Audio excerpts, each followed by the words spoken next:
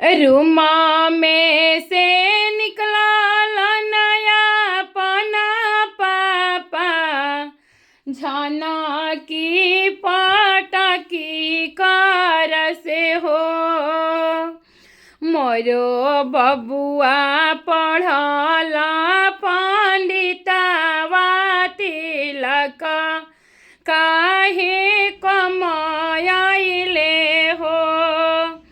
मोरो बबुआ हवन सर्विस माए ना तिलक काहे कम भइले हो। जब हम जनती ससुर लंगा हमने आवार उठ गहेरा हवने हो। अपना आंगन से भगवती तिलक ना चढ़ावे दिहती हो।